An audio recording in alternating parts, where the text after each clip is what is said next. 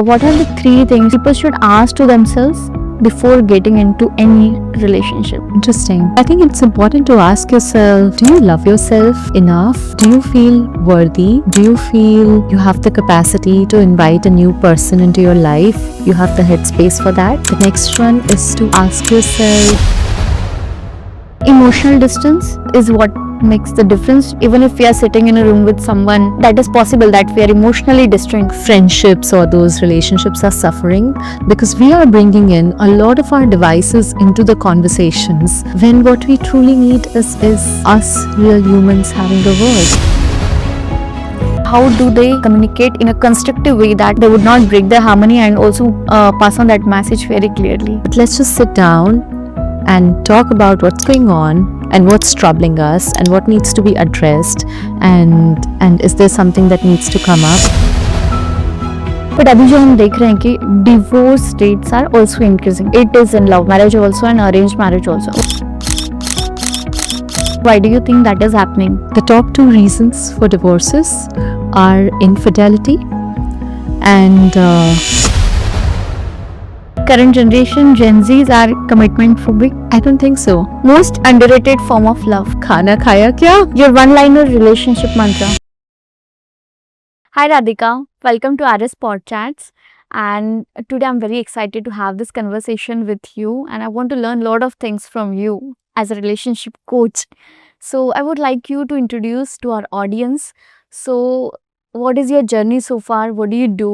And what's the topic that excites you? Sure. Thank you so much for having me over, Rakhi. And well, the journey so far has been pretty amazing. I grew up in Indore. It's the cleanest city in India. And it's the land of poha jalebi, sev and jiravan. And I studied media and communications in terms of my formal education, worked in journalism, advertising, and then the calling for startups began. So last decade has been in the startup ecosystem, of which last 6 years have been as a matchmaker and a relationship coach. And I absolutely love what I do. So I'm pretty excited to have this conversation with you. Let's start this conversation with, like we see in the today's world, socializing, we know that it's a very integral part of our life, which gives us the fulfillment, relationships, the genuine relationships. But we see nowadays that relationships are getting very difficult. Like we say that we are digitally so connected, but at the same time we are getting emotionally disconnected. It's very difficult when we get adults to make new friends. So why do you think that happens? And when people are getting indulged in like marriages, relationships, workload, family, they sometimes get disconnected with friends, the genuine relationships. Wow, that's quite a loaded question, and I love that. I think there are three things to understand here. One is the fact that the most important connection we can have is the one that we have with ourselves. Because when we are truly tuned in to who we are, what are our core values, what is something we care about deeply, passionately, truly, madly, what is such a strong part of our identity that we show up for it and it shows up in different aspects of our lives, it truly helps. So connecting with ourselves and then connecting with the rest of the world, that is truly important. The second part to also reflect upon is, as we aim for a more convenient and friction-free life, more and more of us are becoming those instant gratification monkeys because everything that we want is a tap away, a click away, a button away.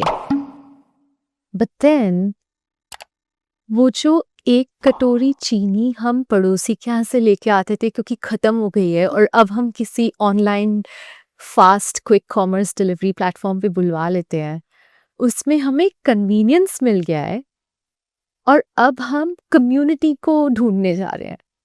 So there was a time जब हम अपने villages से, towns से, छोटे शहरों से निकल के आ गए in the search for greener pastures, in the search for career growth and opportunities. And now that we've achieved one side of things, we are definitely seeking for the other side of things. So now we are paying to buy that community in the form of paying for a whole lot of service providers who were otherwise quintessentially part of our ecosystem earlier. And the third thing to understand is relationships have never ever been easy, be it platonic or romantic. But the more intentional we are about showing up, about connecting, about staying connected, the better it works for us. तो एक ज़माने में हमारे घरों में, गाँव में, शहरों में ऑलमोस्ट पूरे साल का एक कैलेंडर होता था कि ये तीज त्योहार है, अभी 11 होगी तो ऐसा करना है, पूनम आएगी तो ऐसा है, छोटी दिवाली, बड़ी Diwali, Holi, Gudi Padwa, like a whole lot of, right? Depending on your geography, your caste, your religion, a whole lot of those things. And I understand as more and more of us have migrated from our joint families, from our smaller towns to bigger cities, somewhere we haven't been able to keep up with those norms, or we have made a conscious choice to not be trapped by something that our elders decided for us, and there's nothing wrong or right about it. But what is important is that the vacuum that has been created in the absence of those Sunday morning mass at the church or whatever those congregations look like, we need to fill in that vacuum. So maybe the new ritual in the absence of the old ones look like a dinner with your friends and loved ones once a week or once a month or whatever that frequency is. Maybe that looks like 2 long weekends a year is when you book an Airbnb and you go out with your friends and you chat a lot and you talk everything under the sun, which is not necessarily something you'll put out on Instagram, or it's not a performance show. It is something where you truly deeply connect. So I think, the TLDR, too long didn't read version is, it is never gonna be easy. But if you're intentional about it, it's going to make a hell lot of difference. What do you suggest people who are losing out on their friends because of their busy life? What do you think that how they can balance between friendships and their personal life? I think what's important is to understand कि काम तो हमेशा ही चलेगा, but अगर सचमुच आपके लिए कुछ इम्पोर्टेंट है, जैसे एक बड़ा सा अगर मैंने आपको मेजन जार दिया, उसके अंदर जो इम्पोर्टेंट, उसे अगर आप लाइफ कंसिडर करते हो और उसके अंदर जो इम्पोर्टेंट ब्लॉक्स हैं, your health, your career, your relationships, your finances, अगर वो इम्पोर्टेंट ब्लॉक्स हैं तो आप सबसे पहले वो बिग ब्लॉक्स रखोगे, उसके बाद यू विल फिगर कि ठीक है, what else can sort of be put in. So if these are the big rocks, everything else becomes your sand and your water, and you'll figure if there's space for more. But we need to get the big rocks in place, because those are the fundamentals and those are the foundation and the building blocks for the overall life. So if at all the equation to life is that, hey, life is equal to whatever 4 or 5 important blocks, then we need to consistently spend time on each one. हो सकता है कि कोई महीना ऐसा हो जब आप अप्रेजल्स में बिजी हो, और कोई महीना ऐसा हो जब आपका कुछ क्रेजी बिजी फायर फाइटिंग चल रहा है. बट यार, ये मानना कि आपके साल के 12 महीने और 365 दिन और 24 घंटे इतने क्रेजी बिजी चल रहे हैं कि आपके पास काम के अलावा किसी चीज के लिए टाइम नहीं है, ये बीएस ना मैं बाय करने को रेडी नहीं हूँ एज ऑफ नाउ. हम ये भी देखते हैं कि Bangalore specifically people are getting lonely day by day. Though they are surrounded by people, though they are in relationships, they still feel lonely. Do you get such people as a challenge that they feel? Absolutely. Because Rakhi, there are times when people come back saying, hey, I didn't want to go home on a Friday night alone. And that's the reason I figured a weekend trip, or I figured friends I could crash with, or I figured a casual scene to keep it light for the weekend. Because then work begins on a Monday morning. But then what's important is to understand that connection is the antidote to loneliness. So anytime that people are feeling lonely, it's an invitation to connect with yourself and the community and the world at large. But in the absence of connection, if we consider going back to our screens and back to our OTT platforms and back to just ordering in and chilling and disconnecting with everyone else around the world, maybe that's not the healthy approach to look at it. And as you say that you are a relationship coach, you would have seen a lot of people in like 20s, 30s, 40s, you would have coached them. So what kind of mind shift do you see in these people? Well, like, maybe it's a dating, it could be the marriage or the challenges that they are facing. What do you see there? So I typically work with people who are currently in a tier 1 in India, or they are of Indian origin and they are now living abroad. They happen to be working professionals or entrepreneurs, but most certainly have their financial freedom in place. And usually these are people in their 20s, 30s, and early 40s. So the kind of challenges that they are facing right now would include, how do I meet my kind of people? How do I meet people that I vibe with, that I have similar context or shared conversations with? How do I avoid red flags of gold diggers and people who are in it only because of my status or my money or whatever the good things are? How do I meet people not just online but also offline in real life settings, so that they don't necessarily have to go through a very quantitative filtering criteria online? And I think broadly those challenges include being through a heartbreak, now trying to figure who can I trust, how much can I trust them, how to make the next move. And there's this whole category of people who are hesitant to date, and they are really, truly, genuinely trying to muster up the courage to be able to date and put themselves out there. There are also these people who have consumed a lot of content, from a lot of Instagram reels to a whole lot of, Bollywood rom-com. And they're just romanticizing the idea of कोई organically मिल जाए ना, कहीं तो बहुत ही meet cute, airport पे, railway station पे, college canteen में, तो it will work out better. And then there are these folks who are also, they are so used to the idea of buying things with money and having a checklist of exactly what they want, because they know exactly what they want and they think it is right, which may or may not be working well for them. So they are out there in the world going with their grocery shopping list, but it is for a person, and people don't come in the form of a package because they are not getting delivered online through your e-commerce websites. These are people, these are real humans. They have their own flaws, just like you and me. And the maximizers are definitely finding it a little challenging to complete their shopping checklist.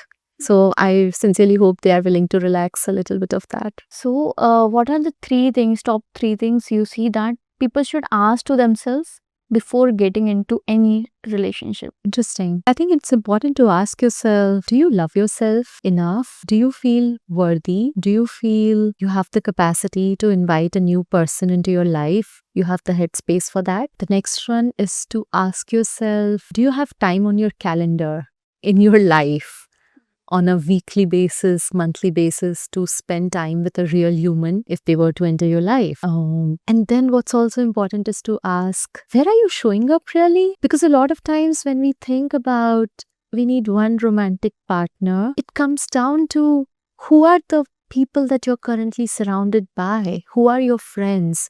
Who are people you keep close to you? Who are these people who shape your thought process, your decision making, who influence your day-to-day decision or your weekend plans?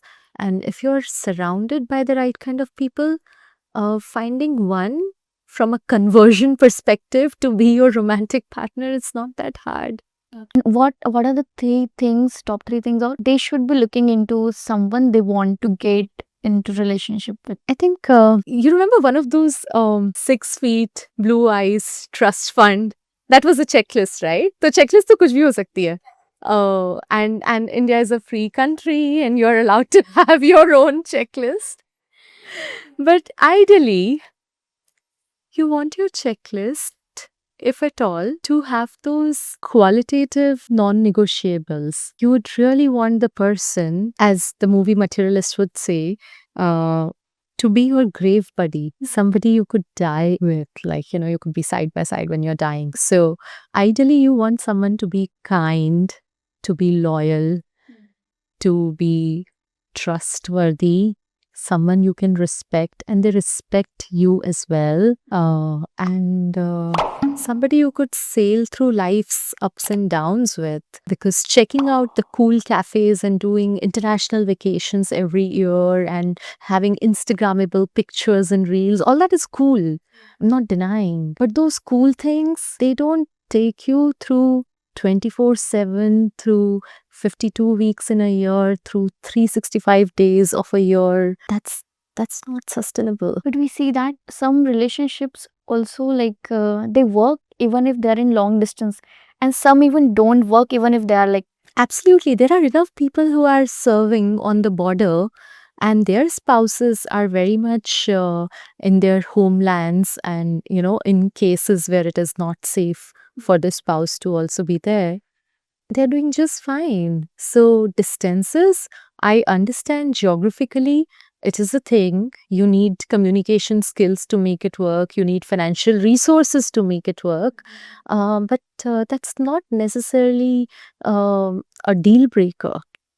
Emotional distance is what makes the difference, do you think? That, yeah, even if we are sitting in a room with someone, but if that is possible that we are emotionally distant, but it could be possible like my partner is somewhere else, but we are not emotionally distant. Yeah, I mean, there are people who are fubbing so much because they are on their phones and the phones are just not going off notifications. And, while you and I are recording this, the first thing I did after coming here, I put my phone on flight mode and it was away. And not just because we were recording, but because even otherwise, one of the house rules we have for our home is to keep your phones on silent or vibration or whatever it is. If you're sitting with a person, you need their full attention. And a lot of times, those first dates or those friendships or those relationships are suffering because we are bringing in a lot of our devices into the conversations, when what we truly need is us real humans having a word. If I'm going to be constantly distracted by those notifications and by those pings, and I mean, when am I allowing the space to have a deeper, meaningful conversation? Research suggests that even when your phone is turned down, but it is still placed on the table, your date or the person sitting across you can sense it, and it is still going to negatively impact the quality of your conversation. Because they're like, hey, like this device is right here. Maybe the device is overhearing us. Maybe something is recording in the background. Maybe your phone will go off a call will go off anytime. It negatively impacts our interactions. Do you think that nowadays people are not getting that, like they are hesitant to talk about, it's very difficult for them to communicate the topics that they want to talk? For example, if they had some conflicts in their relationship, so it's difficult for them to communicate that properly. And I think the communication is a very key part of it. If you are not able to communicate properly to your partner, what do you really expect from them? It's very difficult. True. And curiosity, leading with curiosity is much more important than just assuming things. Also, the fact that to be able to clearly communicate, it starts with you having a clear understanding of what's going on. So every time And I absolutely encourage people to journal at least 10 minutes every day, complete a gratitude journaling, write down 3 things that they are grateful for in the last 24 hours, a positive affirmation, something that they are looking forward to. And the reason I say that is because writing is therapeutic. And once we sit down with a piece of paper and pen and clear up our headspace, it really allows us to think through what is happening.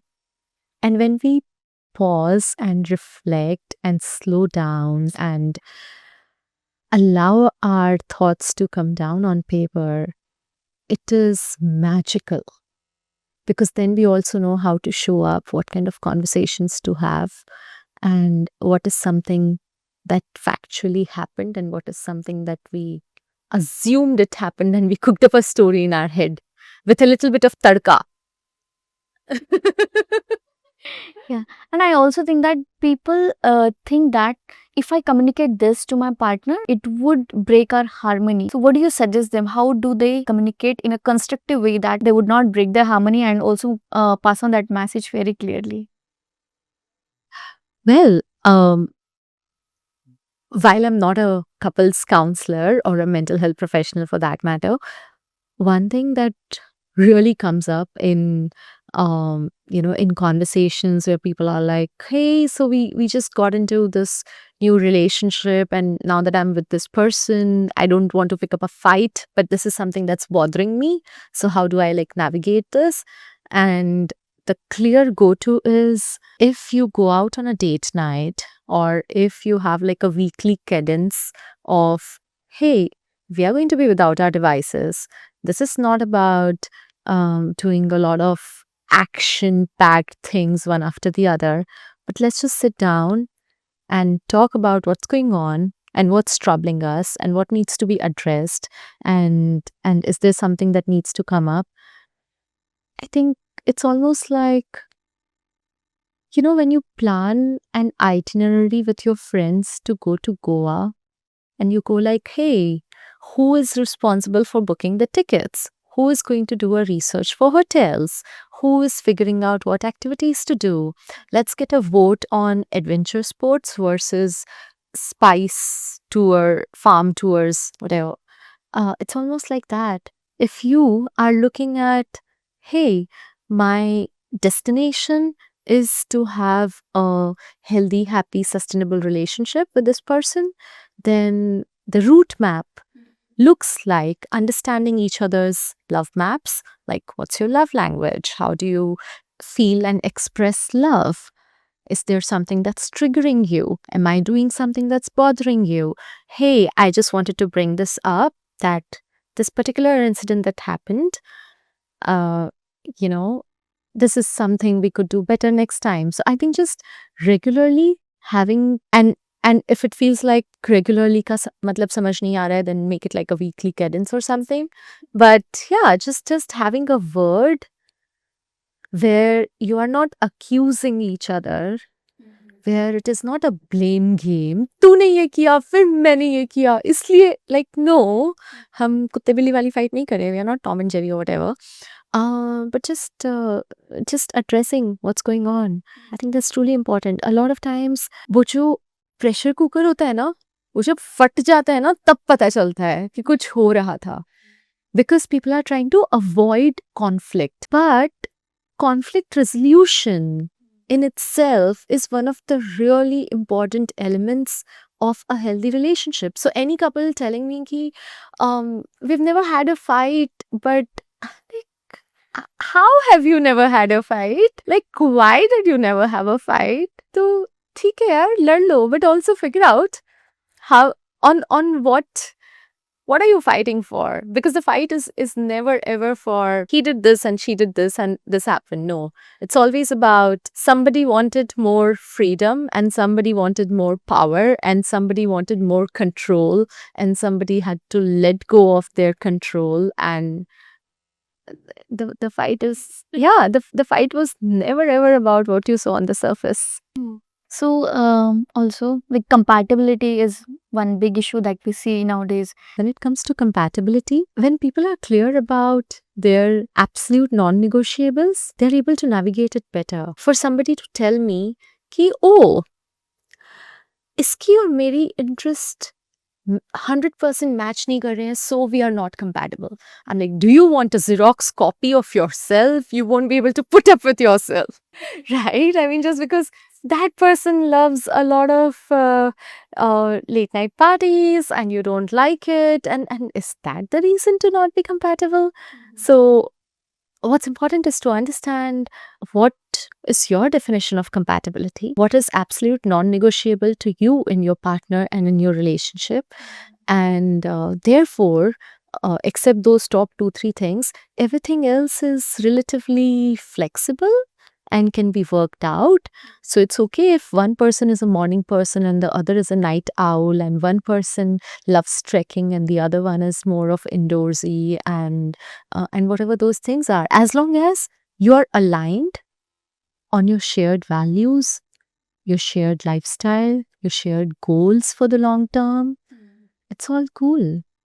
Nobody wants to live with a Xerox copy unless they are massive narcissist. लेकिन मैं अपनी favourite हूँ, मुझे अपना ही एक photocopy लाके दे दो please. There is a discussion that some people like early on marriage is better because at that time you don't have your defined things, but as long as you get in 30s you have your defined list that yeah मुझे तो ये certain way में ही चाहिए, नहीं तो चाहिए ही नहीं. And then people are like after 30s who are getting into more like नहीं अभी तो मैं अकेली हूँ, यही बहुत अच्छा है. Single life is going better than the married life. I think a lot more of us are now spending our 20s in building our identity, exploring our career options and alternative career options, more solo travels and exposure in the real world, and a whole lot of things, right? So when they say 30s is the new 20s, it is true to some extent for a lot of us in a tier 1 and living our independent lives per se. I think I want to quote Logan Ury, who is the relationship science director at the dating app Hinge. She said in one of her content piece somewhere that in 20s, people are like startups, and they can come together and they have more of an open mindset and there are less strings attached, and they are more malleable and they'll sort of figure out ways to come together. In 30s, people are like full blown multinational conglomerates, and it's so difficult to align because there's more friction. Which is not to say that people in 50s have found love and they've gotten married.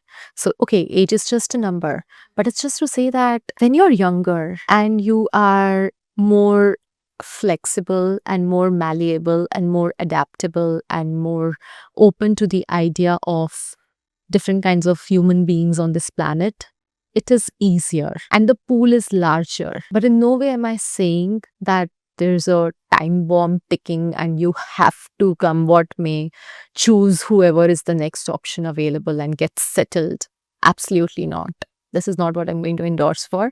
It most certainly helps to not wear your house blinders, to say yes to invitations, to volunteer, to show up in your clubs and societies and communities, to hang out with friends and their friends, to expand your social circle, and to find your person.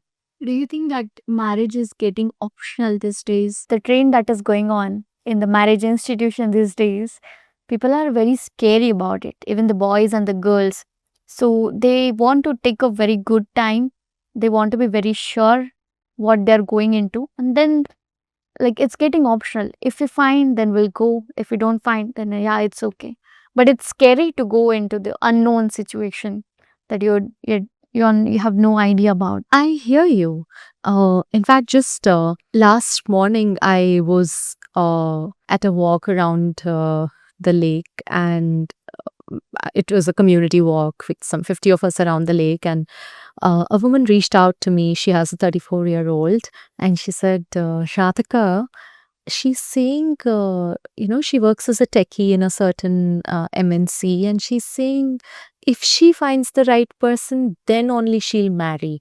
So, what do you think, Radhika? At what age will she find the right person? And I was like, hey, she may have seen a lot of heartbreaks and divorces and, messy relationships around her, because of which she is now feeling a little scared. She may have had a heartbreak in the past, because of which there's a little bit of trauma that has spilled over even so far. She may have seen women giving up on their jobs, their careers, their identities, and taking a step back to be able to fulfill responsibilities that they were expected of, and she may not be comfortable with that. So there are a whole lot of reasons why financially independent women may not necessarily want an item on the checklist to be ticked off, which is marriage. So they do want companionship, and they may be looking for different formats. And again, I'm speaking for very niche, tier one India, certain age groups, which I would say is fairly privileged. So we definitely are hearing of more live-in relationships. We are hearing of more people who do not necessarily want a tag or a label of a marriage, but they do want companionship and they want to be together. And I think we in 2025 can be more accommodating of the fact that a cookie cutter approach does not work for everyone, and people come in different shapes, sizes, colors, packages, and so do relationships. They may not always look the same for everyone. So it may not necessarily be marriage for everyone. And just because somebody's marital status is married, they have not earned an Oscars for that. And just because somebody does not have a marital status as married, they are no less. So anybody with any status apart from married is absolutely no less. It is just one aspect of their life. They are still a human. They are still doing amazing. They still have a job that pays the bills. They still have their pets and parents that love them. They have an amazing friend circle, a good health, a great career. It's all cool. Marriage is not a milestone. If they choose to partner with somebody, then I would definitely encourage them to choose wisely. And I'm, of course, here to help them out with their life partner search. But yeah, it's not a milestone. So we are seeing that in India specifically, arranged marriage is a trend. But now, from the past few years, we are seeing that shift of arranged marriage to love marriage. So people are over the society pressure, parental pressure. People are stepping up for themselves to choose their choice. We all know that why we are seeing that shift now. Arranged marriage धीरे धीरे धीरे धीरे shift हो रही है. We are a land of arranged marriages in India, and more than 95% are most certainly arranged marriages. Sure, कभी ना कभी एक इक्के दुक्के सर्वे आ जाते हैं जो बोलते हैं कि अरे लव मैरिजेस का परसेंटेज बहुत हाई चला गया है. क्वेश्चन इज, आपने ये सर्वे सिर्फ कोरमंगला इंदिरा नगर HSR में करवाया था क्या 500 लोगों का? Because largely we as a nation are still very family driven. We have a lot of joint families, large families, and we have a culture of having family businesses, and we have people who listen to their elders because they are not just somebody's son, but they're also a resource in the overall family business. And those decisions are collective and not as individualistic. And so arranged marriages are definitely the norm. They are here to stay, and there's absolutely nothing wrong with that. Love marriages are fairly aspirational, feels like a very fairy tale if it happens to people.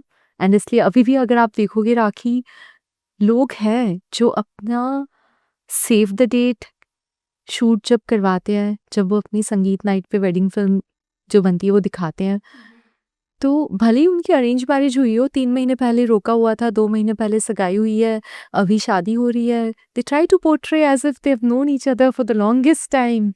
सदियों का प्यार है, because it is very aspirational to show that meet cute moment on screen. What do you think that going forward, which direction we are going to go in? Love marriages आपको लगता है कि उस direction में जाने वाले हैं हम लोग? यार इसमें 2 चीज़ें हैं। पहला कि अभी तक अरेंज मैरिज का जो डिफ़ॉल्ट नॉर्म रहा है, वो ये है कि आपने एक डिसीज़न कलेक्टिवली ले लिया है and now you will stick it out, है ना? तो वो जो अंडरस्टैंडिंग डेवलप होती है, वो जो आपको over a period of time एक-दूसरे के कुछ क्वर्क्स पता चल रहे हैं and you figure out more about each other, you've decided to stick it out with this person and will make it work. Love marriages में typically it is getting to know each other first, spending more time to see if you're compatible, and perhaps then taking a call if you want to be together, and then also convincing both side of your stakeholders कि please we have to come together, right? So I think fundamentally that's the only different part. But once you're married, to make it work with this person, with this relationship, with this system that you are in, is as good for anyone, be it arranged or love. It's just कि love marriage में आपको commit करने के पहले वक्त मिल जाता है और अरेंज मैरिज में शायद उतना ज़्यादा समय नहीं मिल पाता है। With respect to the way forward, as we become more individualistic because of the kind of, एक ज़माने में लोहार का बेटा लोहार होता था, सुनहार का बेटा सुनहार होता था, and basis the family you were born in, the caste you were born in, the religion you were born in, the geography you were born in, your almost entire life's destiny was already written. आपकी पूरी जन्म पत्री वहीं पे set हो जाती थी कि बच्चे की पढ़ाई कहाँ पे होगी, कहाँ पे पलेगा बढ़ेगा, किस प्रोफेशन में जाएगा, किसके साथ शादी होगी, everything.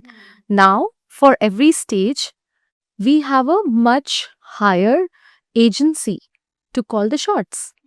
And we have a higher level of independence to say ki, hey, I want to make a career choice where my parents were bankers, but I want to get into media and communications. I want to make a geographical choice where I grew up in Indore, but I now want to live in Bangalore. I want to, different set of individual decisions. So the long story short here is, as we go on to make more individual decisions, dating, which is also a fairly individual decision, is only going to grow higher in numbers, which may or may not translate into marriages. Because when, again, more stakeholders are involved, do you have the spine to have that level of conviction and stand up for your love, your relationship in front of your parents, her or his parents? A whole lot of dynamics comes into picture. तो वो जो dating to marriage वाला पूरा journey है, that could be a learning curve for a lot of people on who sticks it out and who is able to make it work. But अभी जो हम देख रहे हैं कि divorce rates are also increased. It is in love marriage also and arranged marriage also. Why do you think that is happening? Divorce lawyers are definitely making a lot of money. They are in a good business right now. Having said that, यार एक time पे ना divorce taboo था और अभी भी काफी है ना? And that is also because women did not have enough of a say and enough of financial freedom and the agency to be able to call their own shots and to silently give in and just put up with whatever it was pretty much the norm. कि एक बार आपके मायके से आपकी डोली उठ गई तो अब ससुराल से अर्थी उठेगी. उसके बीच में कोई एग्जिट पॉइंट नहीं है. Now that we are more vocal about our choices, we have social media and everything to amplify cases of domestic violence, physical abuse, a whole lot of things. And to some extent, education has enabled us to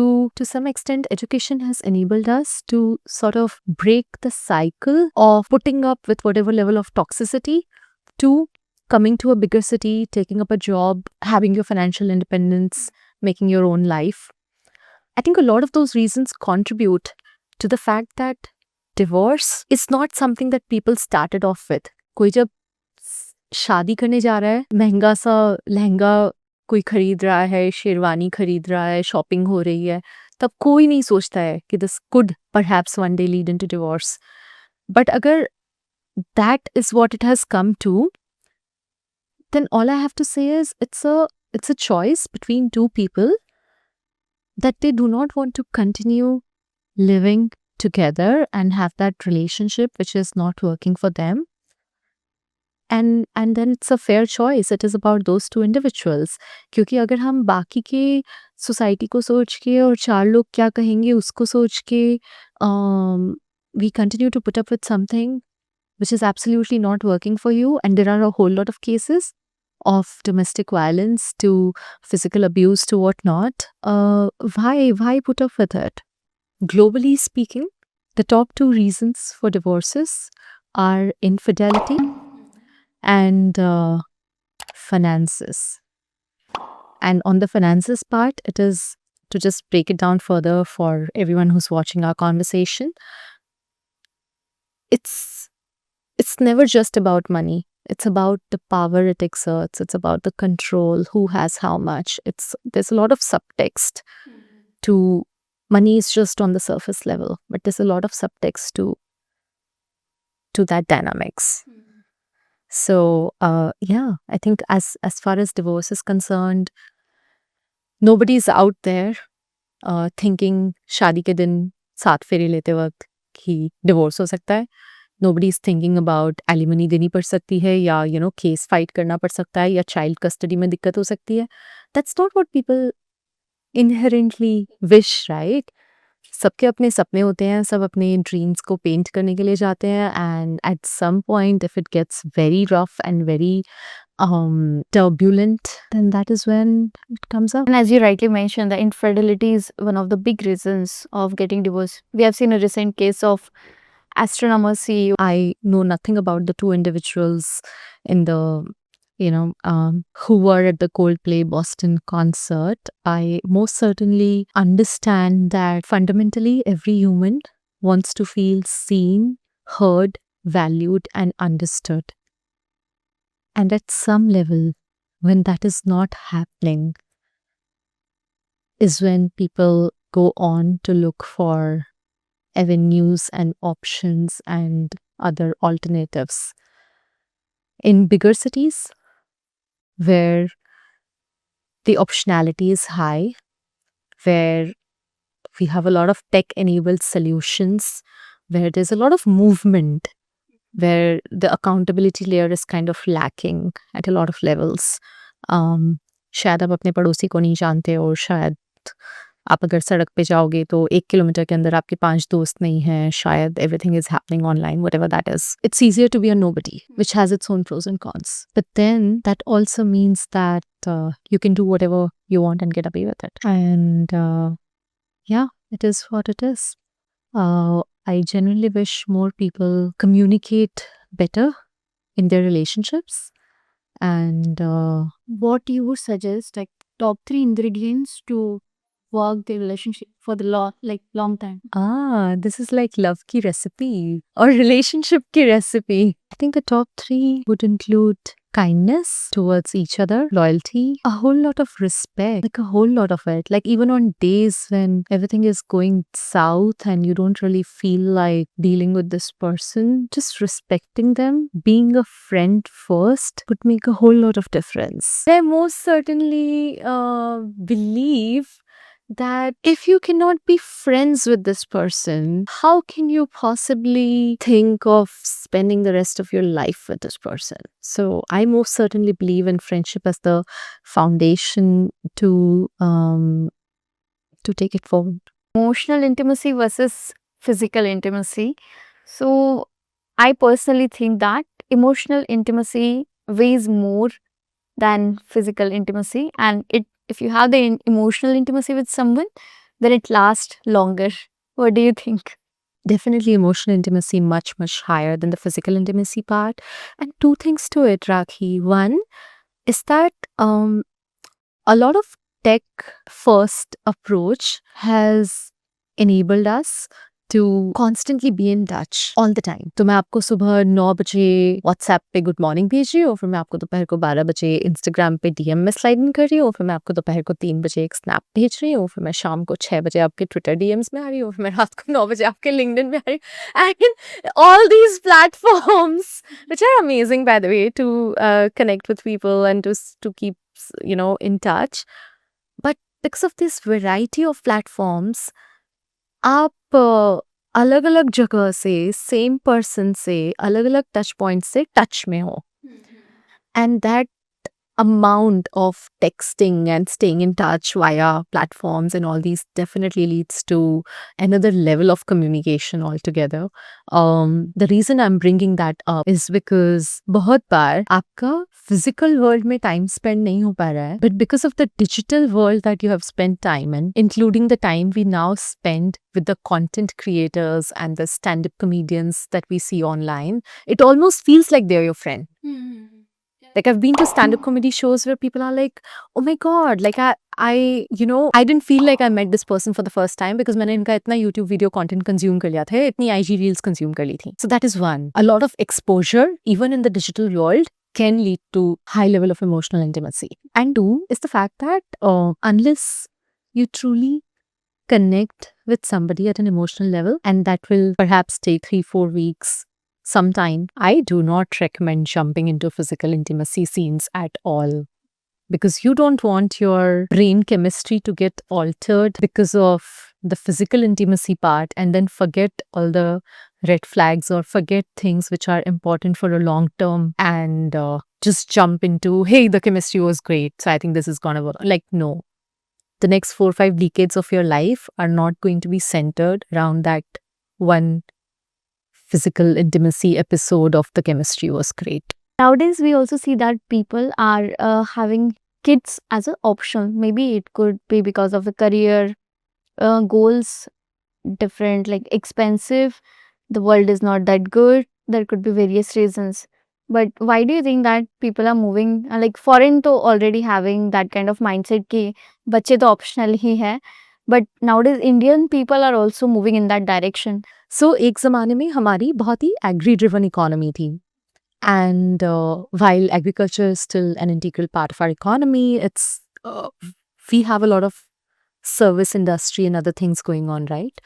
तो पहले जब हमारे खेतों में हमें बहुत सारे लोग चाहिए होते थे साथ में आके काम करने के लिए, तब हमें उतने हेल्पिंग हैंड्स चाहिए होते थे. फिर मॉडर्नाइजेशन आ गया, टेक्नोलॉजी आ गई, बड़े बड़े फार्म इक्विपमेंट्स आ गए, हमारे पास गांव से छोटी जगहों से लोग शहर मूव करने लग गए, IT सर्विसेज और नॉलेज इकोनॉमी ने पिकअप कर लिया. And now fundamentally we don't need as many helping hands as resources to contribute towards the survival and flourishing of humanity. So now, while people love to have a sense of purpose and meaning and raise kids so that they are in a constructive way occupied and revisit maybe their childhood, whatever is healthy or unhealthy, that is debatable, but fulfill some dreams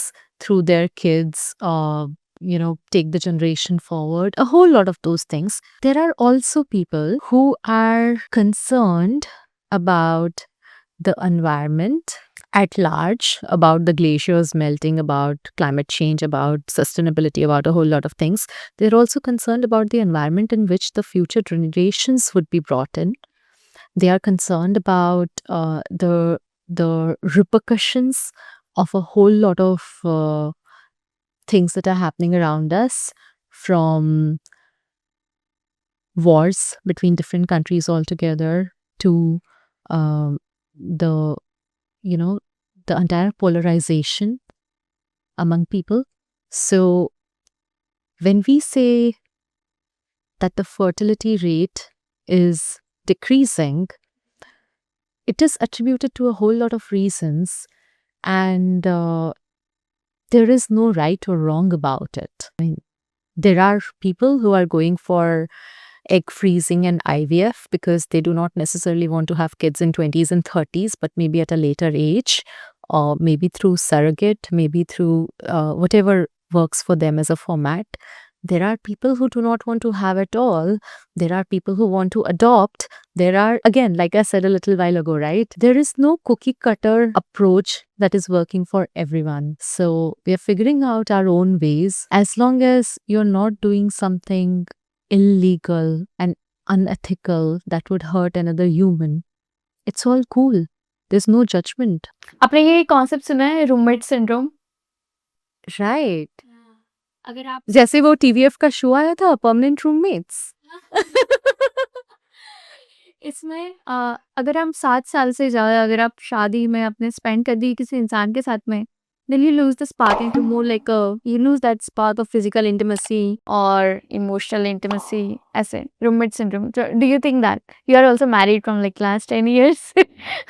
क्या लगता है आपको? यार मुझे ऐसा लगता है कि वो जो स्पार्क वाला पार्ट है ना, वो सिर्फ लाइफ में एक बार नहीं होता है. तो अगर किसी को भी ऐसा लगता है कि बस वो एक बार का स्पार्क और एक बार की वाइब और एक बार की केमिस्ट्री और उसके बाद सब ऑटो पायलट पे चला जाएगा अगले 50 साल, that is a myth. And that's the reason to constantly work together as a team on the relationship and to remain playful and curious about each other and do things together and do things apart. So there are times when your partner might want to do like an India hikes trek for a week, and they are training for it and they are tracking their Strava and they are going for that trek and they are spending a week with 20 strangers on the trek and having a new perspective in life.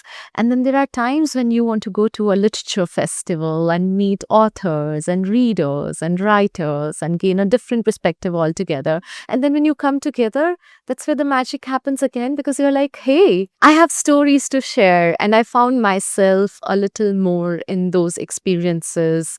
And that's where the magic is, in continuing to be curious about each other, about your own self and your life, about doing things together and doing things when you're apart, and not hoping that everything that I do will have to be done with this person, and not holding grudges for too long. And वो जो pressure cooker की सीटी है उसको time to time release करना बहुत important है. So, Radhika, let's move to rapid fire round. I think we had a wonderful conversation before. So, arranged or love marriage, what lasts longer today? I'm in for love. Texting an ex, harmless or red flag? Your ex is your ex for a reason. Do not text them unnecessarily. No.